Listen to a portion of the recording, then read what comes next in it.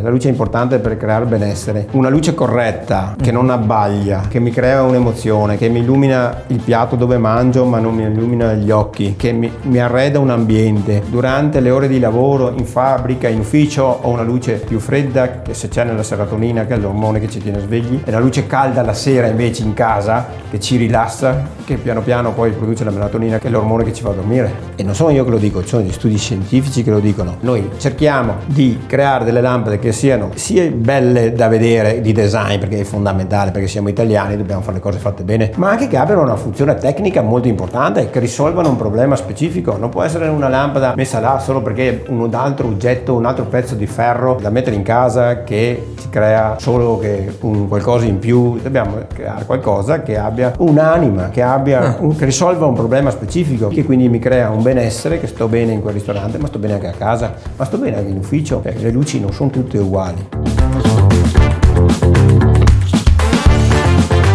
Bentornati a Campus Cast, in diretta dagli studi di British School Bassano.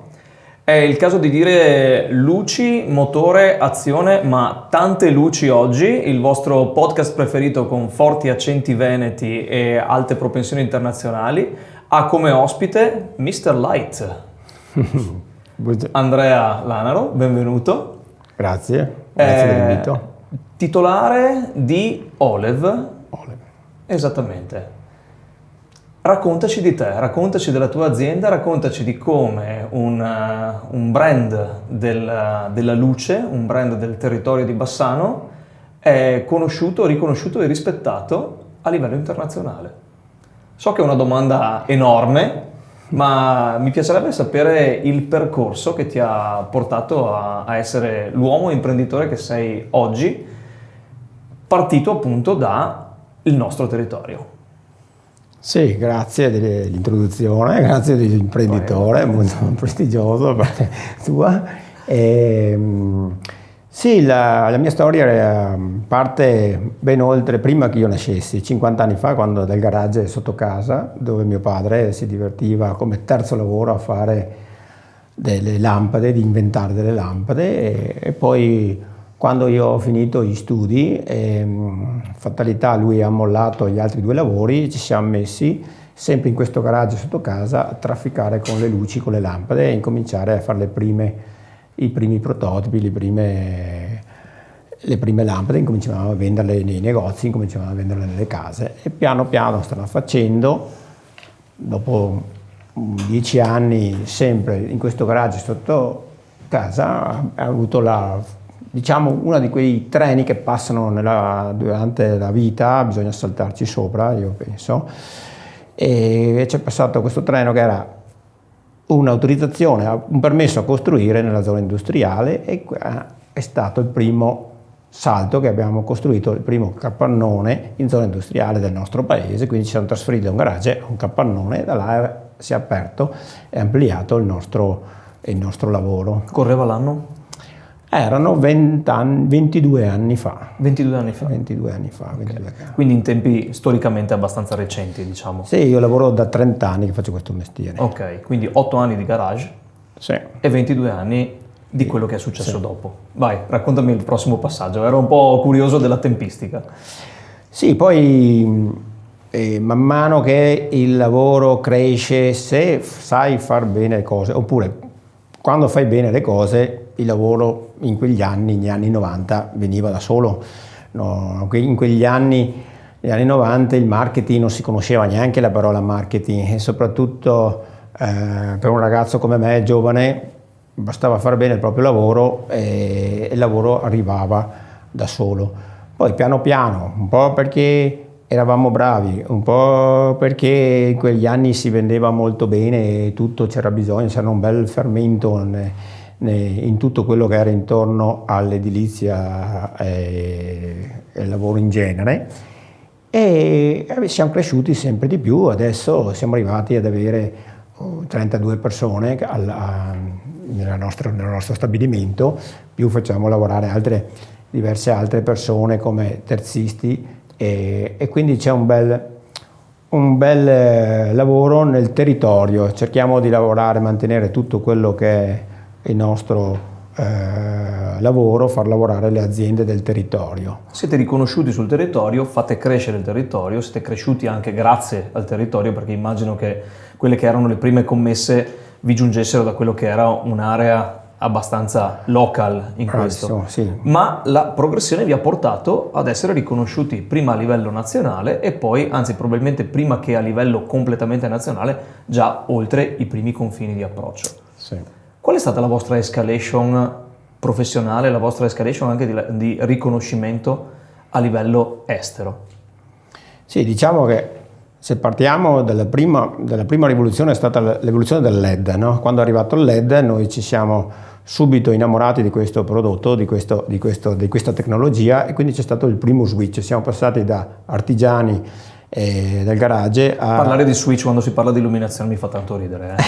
Sì, infatti, è stato il primo vero cambiamento. Puoi usare switch, a me va benissimo. Sì, vabbè, siamo sempre una scuola di lingue, sai? Infatti, il primo vero switch, questa grande rivoluzione del LED che ha portato nel mondo del lighting è stato dirompente. Uh-huh. E io, sarà per la fortuna, sarà perché ero molto curioso, e in quegli anni ho comprato campioni, ho investito molto denaro in questa ricerca e sviluppo di questo prodotto. Quando è arrivata la moda noi eravamo già, quando è arrivato praticamente a diventare a uso comune, perché adesso è impensabile comprare una lampada che non sia LED, ma stiamo parlando dei primi anni 2000, era proprio l'inizio, quindi noi eravamo pronti, e quindi questo è stato un grosso vantaggio da parte nostra rispetto agli altri competitor. Siamo stati i primi a fare un catalogo completamente di lampade a LED, e questo ci ha preparato per il futuro, e quindi poi nel futuro abbiamo ampliato la nostra gamma di prodotti, abbiamo migliorato molto i nostri prodotti, siamo passati da una realtà artigiana con vendita quasi al dettaglio, abbiamo incominciato a creare più un'azienda industriale dove la vendita incomincia a essere più complessa tramite B2B, non semplicemente B2C.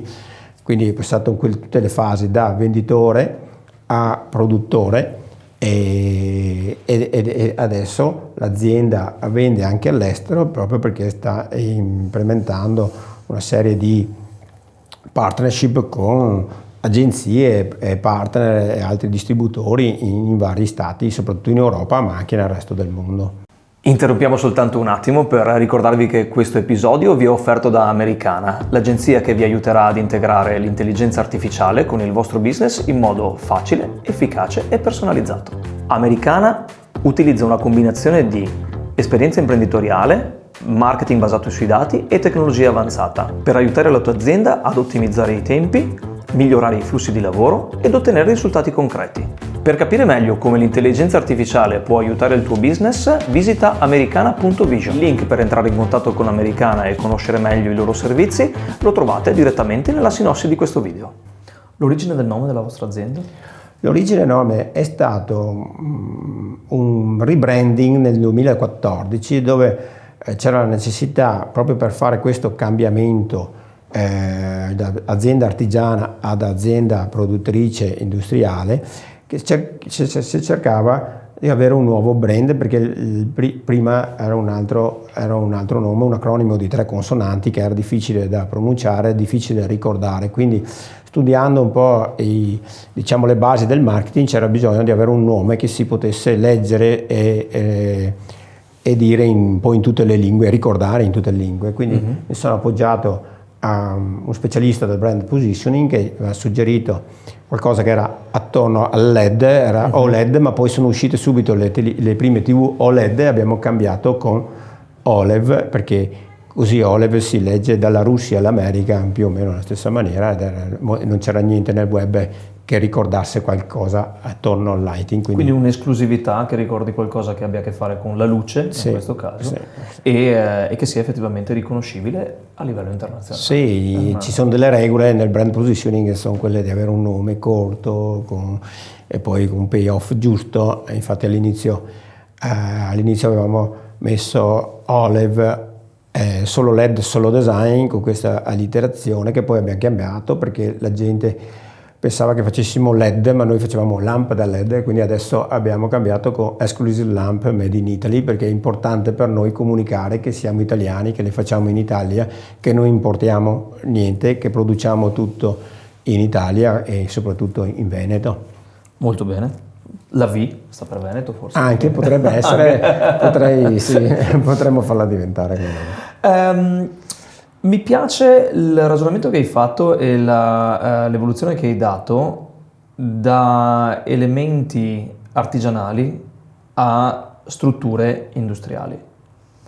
Sento però, in termini di sensazione, di percezione, che l'artigiano non è stato abbandonato.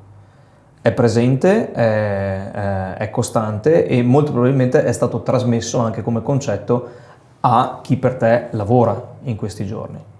Certo che sì. L'artigianato non è il passato, l'artigianato è un ritmo che ci porta avanti, che deve collegarsi con le nuove tecnologie. Si può essere artigiani anche nel digitale, si può essere artigiani anche nella tecnologia. È questo che tu mi stai trasmettendo, perché sì, già di per sé l'idea di essere, prima cosa, di trasmissione generazionale e non quindi un qualcosa che sia semplicemente un acquisto o un rilevare un'azienda precedentemente esistente e semplicemente farla evolvere, ma il sentire che c'è, perdonami, ma una cosa che torna sempre nei nostri discorsi di orientamento alla professione è l'elemento della generazione, l'elemento a volte che chiamiamo proprio del sangue, ok? E in quelle luci c'è la curiosità che tu hai messo nell'esplorare quelle che erano nuove tecnologie e poterle portare avanti e poterle appunto innovare in anticipo rispetto ai competitor, ma c'è anche quello che è una guida portata in famiglia.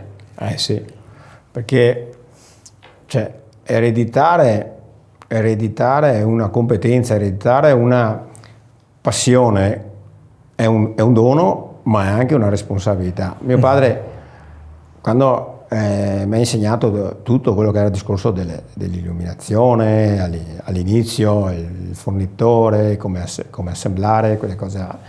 Cioè lui mi ha insegnato tutto, però dopo io avevo una responsabilità, quella di portare avanti qualcosa che lui aveva iniziato con passione. Cioè lui lavorava la sera, questa cosa qua, bisogna avere tanta passione per lavorare fino a mezzanotte la sera.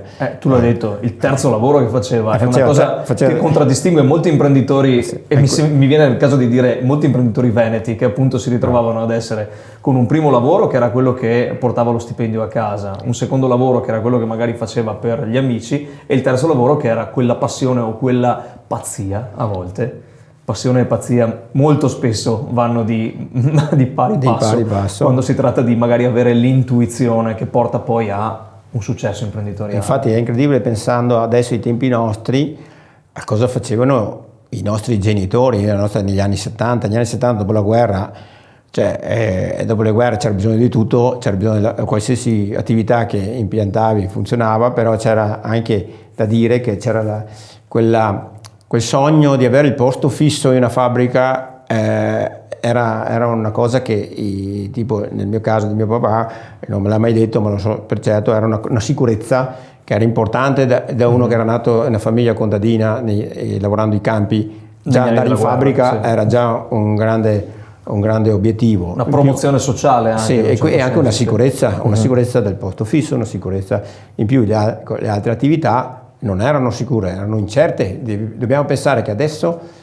noi giovani, io no perché ho 50 anni, non sono più giovane, però i giovani adesso hanno questi strumenti, questi podcast, hanno le scuole, possono raccogliere informazioni in qualsiasi, se vogliono le trovano nei libri, le trovano nei podcast, le trovano in internet, ma i nostri genitori non le trovavano da nessuna parte, quindi partire con un'attività completamente all'oscuro di quello che può succedere senza avere le competenze e senza che nessuno te le abbia insegnate, perché tuo papà ti ha insegnato solo a vangare la terra o a tirare giù la frutta degli alberi, dobbiamo immaginarci quegli anni là.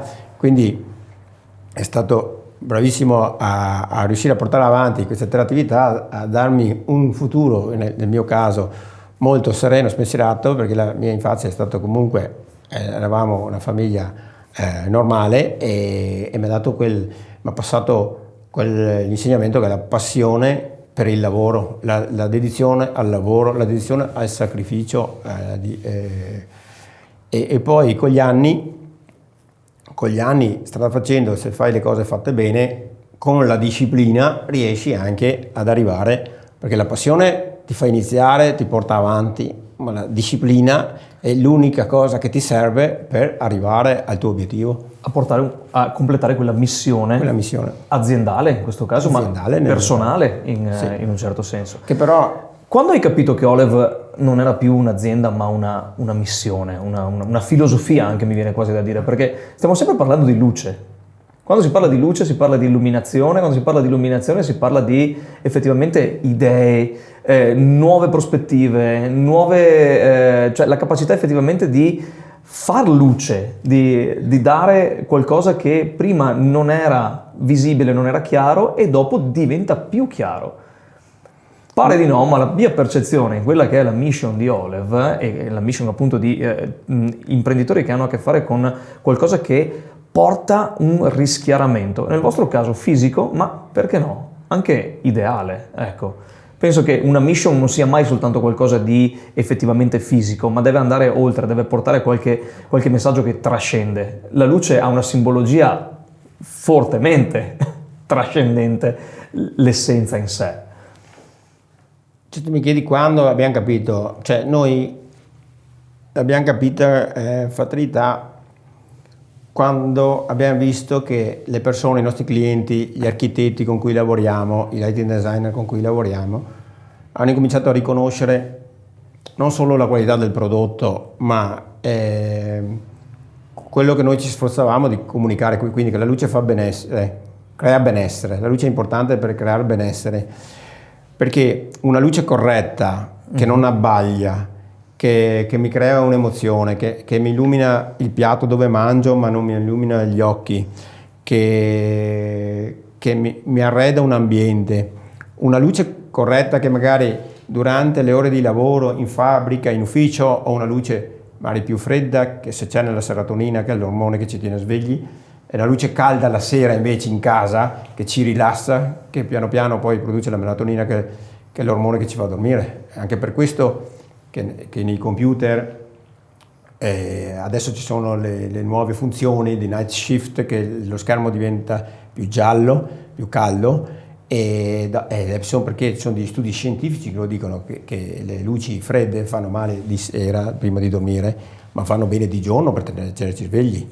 Quindi la luce è fondamentale, e non sono io che lo dico, ci sono gli studi scientifici che lo dicono, che lo dimostrano. Noi cerchiamo di creare delle lampade che siano sia belle da vedere, di design, perché è fondamentale, perché siamo italiani, dobbiamo fare le cose fatte bene.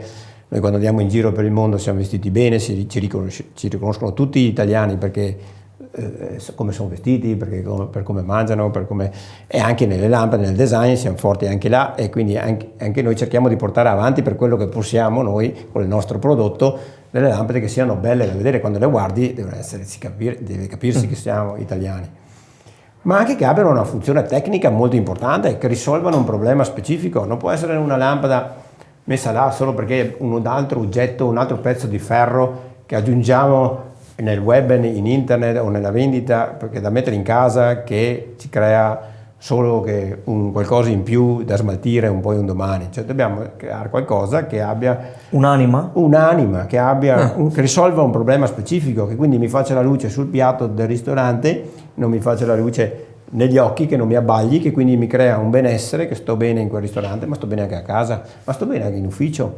Cioè le luci non sono tutte uguali. Che feedback hai avuto? Hai citato appunto il benessere. Ti è mai capitato di incontrare magari un tuo cliente o qualcuno che distribuisce i tuoi prodotti, che ti abbia detto, o che tu abbia capito, che effettivamente grazie alle tue luci hai generato uno stare bene di chi riceve appunto questo, mi viene da definirlo anche servizio di illuminazione?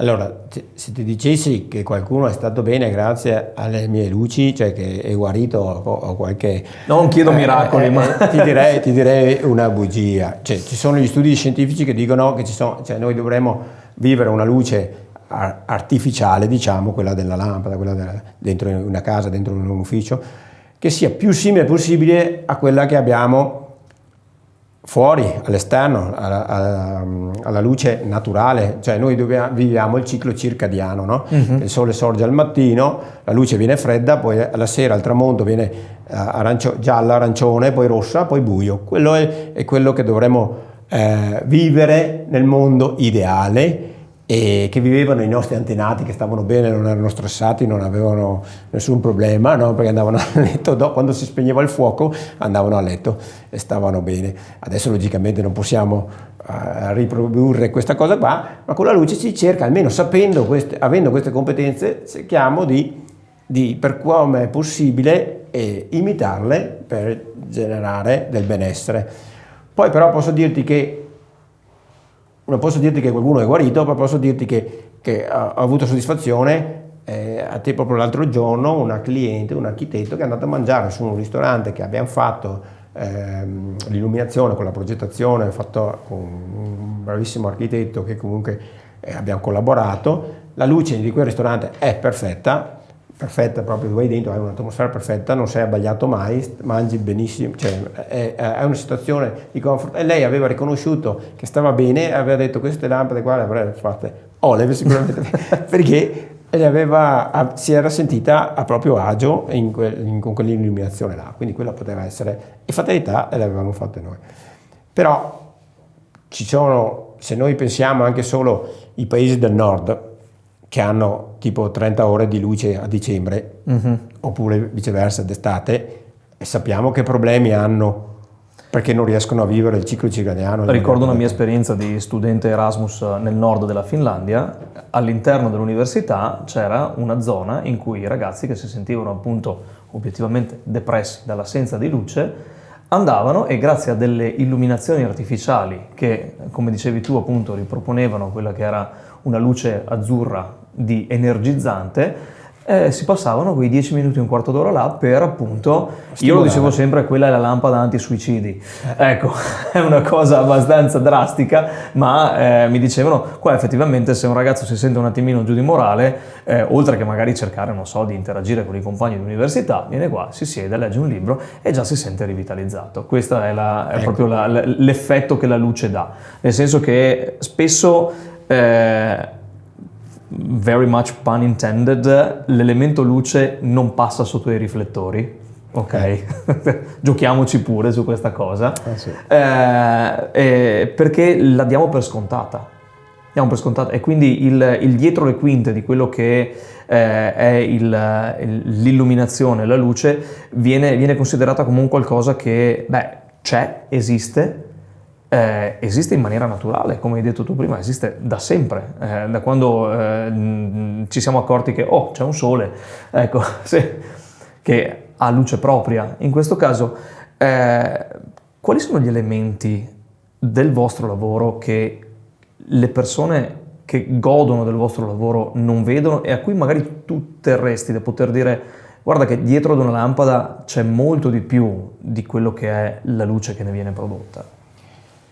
Sì, infatti questo è un bel tema, perché noi quando produciamo un prodotto ci sforziamo anche per anni prima che esca, perché prima di tutto un prodotto deve avere l'identità, deve cercare di avere l'identità dell'azienda. È una cosa che sembra banale, ma è difficile, perché è facile quando i clienti ti chiedono tutto, ti chiedono quello che fanno gli altri, cioè è difficile dire di no e fare solo quello che è giusto per l'azienda, e rinunciare a un business per poter fare delle lampade che siano coerenti con quello che vuoi comunicare.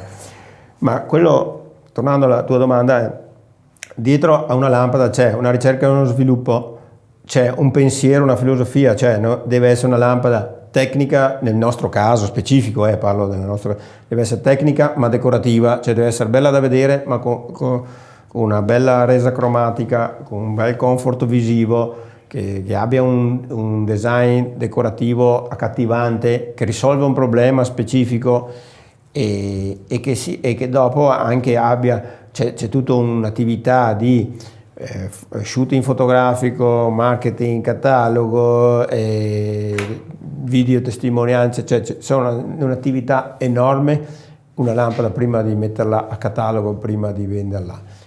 E dopo, però l'unica cosa importante è che deve essere autentica, cioè dobbiamo crederci noi e deve piacere a noi. Se piace a noi, piace anche ai nostri clienti, perché ho visto quelle volte che le lampade che non piacevano magari le abbiamo messe nel mercato, non ero convinto, non le avrei messe a casa mia, è fatalità, non hanno avuto successo. Invece a volte bisogna proprio dire sì, li metterei a casa tua. Infatti tanti designer che ci disegnano per noi, ho detto sì, disegna una lampada che metteresti nei tuoi progetti, metteresti nella tua casa, allora ha senso, non solo design, il pezzo di ferro da mettere, perché è bello, deve essere qualcosa di funzionale, che risolva un problema. Esattamente, normalmente quando qualcosa funziona e risolve un problema è anche bella, perché te la godi, non dico il doppio, ma molto di più in questo caso. Hai parlato appunto di curiosità, hai parlato di quello che è la correttezza, anche la linearità di valori che stanno dietro la vostra esperienza. Hai parlato di esperienza, hai parlato appunto di quello che nel tempo voi imparate dal vostro lavoro stesso, nel senso sì, ricevete input dal mondo esterno, ma puntate molto sull'autoapprendimento di quello che sono magari nuove tecnologie, quello che sono nuovi trend nel design e in certi casi mi viene da dire avete anticipato design che poi hanno preso piede a livello internazionale. 3 cose che suggeriresti a un giovane imprenditore che magari si avvicina al mondo, parliamo pure in generale dell'interior design, che dovrebbero essere proprio pronte ad essere, o meglio, sempre pronte ad essere spese quando si affrontano sfide di imprenditoria, sfide di artigianalità e sfide umane anche in questo caso. Che parole chiave tieni sempre a portata di mano per poter dire mi ricordo perché lo sto facendo? Beh, innanzitutto la passione, cioè la passione è la prima, cioè devi essere appassionato di quello che stai facendo, deve piacerti quello che fai, perché se non ti piace quello che fai non incominciare neanche, deve piacerti quello che fai, devi essere innamorato. A volte dicono che non devi essere innamorato del tuo prodotto, vabbè, non devi essere innamorato di quello che fai, magari non del prodotto, ma dell'attività che porti avanti.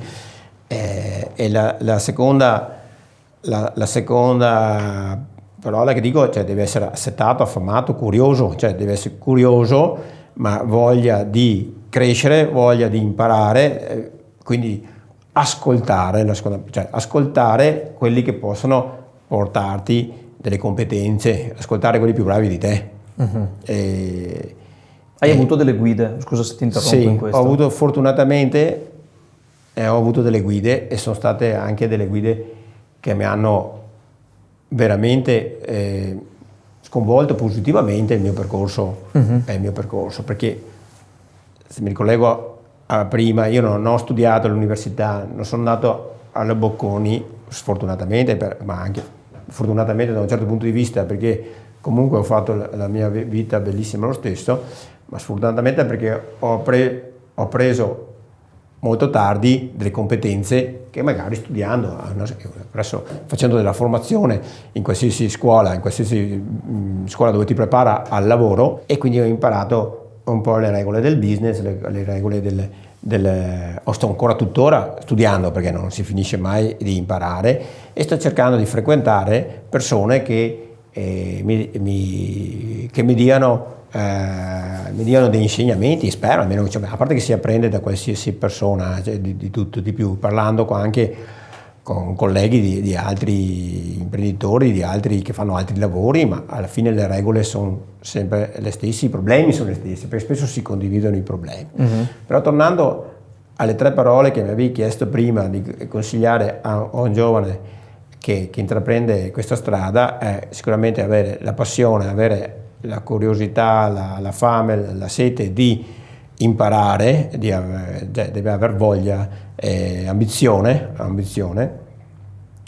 deve avere, e soprattutto avere la disciplina poi per andare avanti, perché se non hai un'autodisciplina è veramente dura. Io non ce l'avevo la disciplina, ho dovuto con gli anni imparare e darmi delle regole precise. Intanto le regole sono free, sono gratis, non devi pagarle, quindi basta che te le dai e riesci devi impostarti a seguire e partire. Questa è la regola più grande, i consigli più grandi che dare. Partire anche se non è tutto a posto, anche se non è tutto ben sistemato, anche se non hai i soldi, anche se no, perché se devi stare là a aspettare che tutto sia a posto, non sarà mai tutto a posto, perché io dopo 30 anni, se guardo dentro che sono inside, c'è un macello di robe da fare, un macello di problemi da risolvere, quindi a volte dico, è sempre un ritornare, ripartire da zero, quindi è meglio partire e dopo aggiustare piuttosto di non partire mai e star là a pensare avrei dovuto partire, perché gli anni passano velocemente e ti ritrovi in un attimo che hai già passato quegli anni migliori che hai da giovane, dai 20 ai 30 anni, dove hai un'energia incredibile che non avrai più dopo. E dove puoi prendere i treni giusti, come hai detto all'inizio. Dopo sarai più saggio, potrai prendere i treni giusti, però non hai più quell'energia che avevi una volta. Mi piace molto il concetto del non è mai il momento giusto, però è anche sempre il momento giusto per cominciare. Sì. Questa è un qualcosa che abbiamo incontrato in varie occasioni con chi appunto ha avuto la pazzia, l'ardore, la perseveranza e soprattutto sempre infusi da una passione che stiamo imparando, grazie a voi professionisti, ad essere tenuta grazie alle redini della disciplina. Perché passione senza disciplina sembrano essere appunto due cose che altrimenti andrebbero in direzioni opposte e molto, diciamo, grandi come concetti, ma poco concrete in termini di risultati. Okay. È bello essere appassionati, è bello anche darsi delle regole, come dicevamo. La cosa delle regole del gioco è un qualcosa che proponiamo sempre ai nostri studenti, perché diciamo senza la grammatica una lingua è difficile poi da gestire.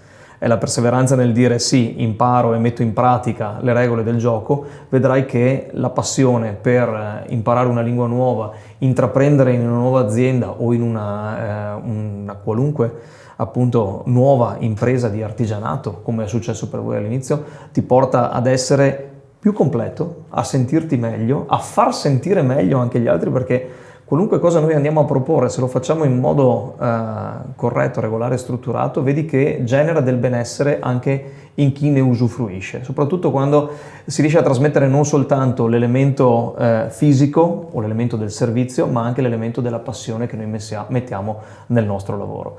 In questo veramente ti ringrazio, perché hai presentato un nuovo profilo, che è quello appunto dell'imprenditoria, e anche hai condiviso quello che è il mio pensiero, secondo cui un prodotto, per quanto esso possa essere fisico, perdonatemi l'essere un po' poetico, nella simbologia della luce che voi trasmettete, dà ulteriore benessere a chi ne condivide e ne gode in questo caso. Ti ringrazio veramente tanto per essere stato con noi, sono sicuro che i suggerimenti che Andrea ha dato a chi in futuro, ma neanche non troppo lontano, deciderà di intraprendere questa magica avventura dell'imprenditoria, saranno sicuramente utili, daranno sicuramente degli ottimi spunti. Io ringrazio anche chi ci supporta da dietro i microfoni e dietro appunto le camere, cioè Alchimie Venete e Kawabanga Productions. Ricordo a tutti i nostri followers di cliccare sulla campanella e continuare a seguirci, in modo da essere svegliati nel mezzo della notte con gli alert delle nostre nuove pubblicazioni e riuscire a dire: oh, chissà cosa ci stanno raccontando i ragazzi di Campuxcast di nuovo, che possa essere di ispirazione e motivazione per quello che stiamo cominciando o che cominceremo a breve. Ricordo che siete i benvenuti, proponetevi, scriveteci, mandateci dei DM, perché A breve potreste essere voi, seduti dove è seduto Andrea oggi, a raccontarci la vostra storia, a raccontarci il vostro progetto, a raccontarci i vostri successi, siano essi freschi o in via di generazione o anche magari un po' stagionati. Abbiamo visto tante generazioni interagire con noi, le abbiamo sentite con molto piacere, con tanta saggezza e nuovamente ringrazio te Andrea per essere stato con noi oggi. Grazie a voi. Grazie a voi. A presto, grazie.